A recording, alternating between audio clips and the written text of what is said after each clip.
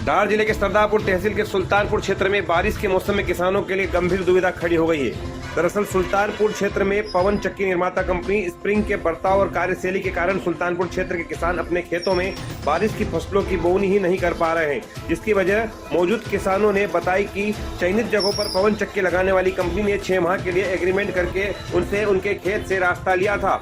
जिस टेम्परेरी रास्ते को व्यवस्थित करने के लिए कंपनी द्वारा मुरम गिट्टी आदि डाली गई और वह मुरम गिट्टी की सड़क और पवन चक्की लगने के काम पूरे होने के 6 माह गुजर जाने के बाद भी किसानों के खेतों के बीच में ऐसे ही पड़े हुए हैं। वहीं पवन चक्की से निकले विद्युत पोल खेतों में यहाँ वहाँ लगाकर निकले तथा ग्रामीण सड़क से भी सट कर लगा दिए गए, जिससे खेतों में ना तो बोगनी हो पा रही है, ना ही ग्रामीण सड़क पर किसानों के ट्रैक्टर और अन्य वाहन निकल पा रहे हैं। ऐसे में बनाए गए सड़क की वजह से किसानों के खेतों में गड्ढे पड़ गए और पानी भर रहा है। वहीं बीच खेत में बनी अस्थायी सड़क की मुरम गिट्टी की वजह से खेत अधूरे पड़े हैं, जिससे किसानों को भारी नुकसान हो रहा है। इस पूरे मामले को लेकर किसानों ने पवन चक्की निर्माण कंपनी के जिम्मेदारों से चर्चा की और भूमि को खाली करने की लीज की अवधि खत्म होने की बात कही और नहीं तो एग्रीमेंट आगे बढ़ाकर उचित मुआवजा की मांग की। तो कंपनी के लोग किसानों के खिलाफ कार्रवाई की बात कर रही है, जिसको लेकर आज किसानों ने अपने खेतों की स्थिति हमारे संवाददाताओं को बताते हुए उनकी आप बीती परिस्थितियां बताई तथा बताया कि इस पूरे मामले को लेकर अमजेरा पुलिस को भी अवगत करा दिया, परंतु अभी तक कोई नतीजा नहीं निकला है।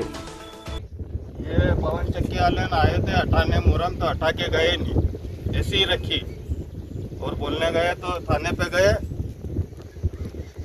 तो हमको वापस भगा दिया वहाँ से। क्या बोले थाने वाले? बोले कि जाओ तुम बाद में करेंगे तुम्हारा निर्णय।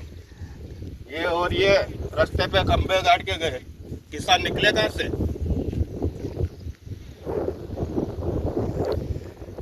और तुम्हारा एग्रीमेंट कब का है? हमारा एग्रीमेंट 30 मई को। 30 मई तक का 31 मई लो ये कंडीशन है। थाने पे गए थे टीआई साहब के पास, तो वो उनकी तरफ भी बोलते हैं। क्या कहना पड़ता है टीआई साहब का? टीआई साहब का किसान तो लालची है, किसान को कितना पैसा चाहिए, पहले दे तो दिया। ये 6 महीने का एग्रीमेंट था, 6 महीने का खत्म हो गया। एग्रीमेंट के बाद भरने पर भरने देगा। कब से कब तक का था आपका 6 महीने का एग्रीमेंट? मई 20 मई। और किससे किससे बात हुई आपकी पवन चक्की वाली कंपनी वालों से? सचिंदर और योगेश और दोनों। तो इनका क्या कहना पड़ रहा था? आश्वासन आपका करेंगे, कुछ देंगे मुआवजा। थाने पे बदल गए सब। हाँ, गए तो थाने पे बदल गए, वो हमको बोल रहे थाने पे गए थे टीआई साहब, ये जो भी वो कर्मचारी पुलिस लोग ये सब बोलते हैं कि उनकी तरफ भी बोलते हैं वो कि आपको कितना पैसा चाहिए, और वो योगेश बोलता है कि एग्रीमेंट के बाद ही पूरा उठेगी। लेके आए थे थाने।